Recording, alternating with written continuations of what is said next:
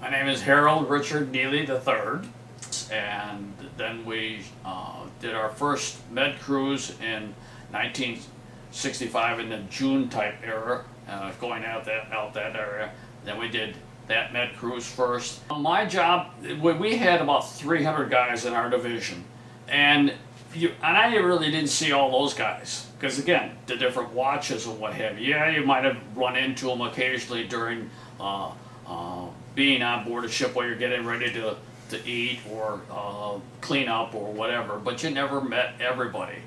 It was almost impossible because in my division we had so many different elements of working stations that you never saw or talked to them every day because you're busy doing your job, and you might be, like I said, go out on liberty with them, or in our case, we had a sonar shack next to our, right where we could talk to them literally, and I would go out maybe with that guy, even though he wasn't in my working station as a radarman.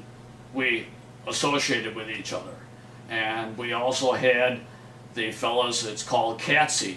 They're the ones who took care of the airplanes and routing them and so on and so forth. And they were right next to us. We could see them because they had the plexiglass windows. And so that's how close they were, three divisions were. And so, yeah, it's impossible to even, I really didn't feel responsible enough to walk down in the boiler room or or go up onto a certain area of the flight deck or whatever, because you weren't really allowed on the flight deck, especially in flight ops. They wore different colors, purple for the fuelers and so on and so forth, and yellow for the safety guys and white for loading this or whatever. So if you didn't have those colored shirts and what have you, don't go on a flight deck or flight ops, and I found that out the hard way. I accidentally decided I was going to go take a walk to my forward compartment across the flight deck from the island after I got done working, and I did get a little chewing out. So when I got down to my commander in my division, he handed me a toothbrush, and I was busy for about a month scrubbing rubber decks. C'est la vie. But again, that they were out looking for safety, basically, because he explained to me, he says, you don't know how close you came to be blowing over the ship. If a jet had turned his position, that blast could have blown you over. And if you don't believe it, there are many videos of guys rolling across the flight deck just because he didn't get in it. It didn't get burned or anything. It's just that blast. With the holidays, we had one where we were going to be going into Naples, and unfortunately, the water was so choppy they couldn't get the Mike boats to quit banging up against the ship. So they said, that's it, nobody's going in for that day. That just happened to be Thanksgiving Day. And the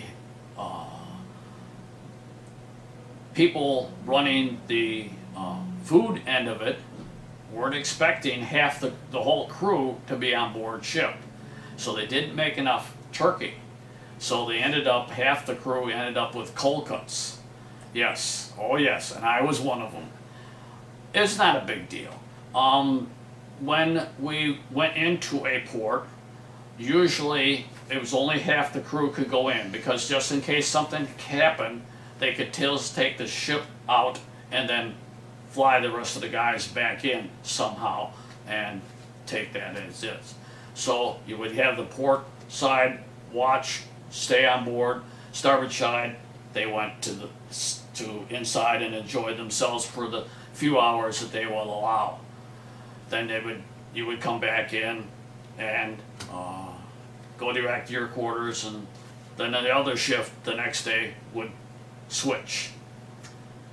Not too many holidays when we were in port. You could take leave and go somewhere or whatever.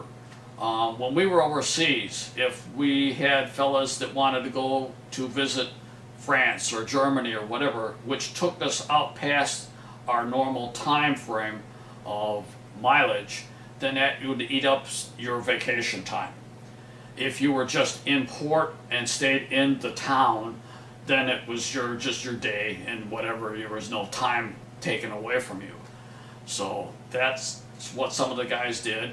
They also took a ship's photographer with the group so that they took pictures not only of the guys but of the experience, so that what that got put in our yearbooks, they said, oh, this is Germany, this is where this, and so on and so forth. So it was well worth it to pay the money to have the yearbook, and I had 2 of them.